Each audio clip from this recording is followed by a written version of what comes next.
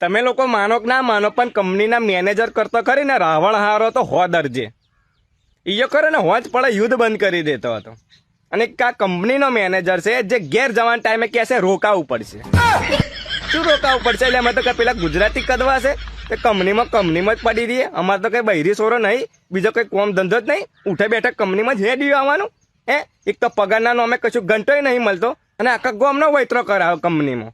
અને એમ કહીએ ને કે પગાર વધારો, કંપનીમાં કામ જ નથી, કઈથી પગાર વધે? અલ્યા પગાર નહીં વધારવો અને કોમે નહીં તો તમારી માનો ટોગો મારું તારું માર દો ને કંપની હું ખુલ્લી રાખી તમે લોકોએ. અને શિયાળામાં તો એવી નોકરી લાગે ને, અંધારામાં આવવાનું અંધારામાં જવાનું, દાડો તો જોવા જ ના મળે. જિંદગી જંડ લાગે. અને દિવાળીના ટાઈમે પાછા બ્રેક હાલ દે. આખા ગોમનું કામ કરાવો અને પગાર તો કશું ઘંટોય હાલવા નહીં. હવે એમાંય પૈસા કાપી લે. એ તાર વાળા હરખો હિસાબે નહીં કરતા.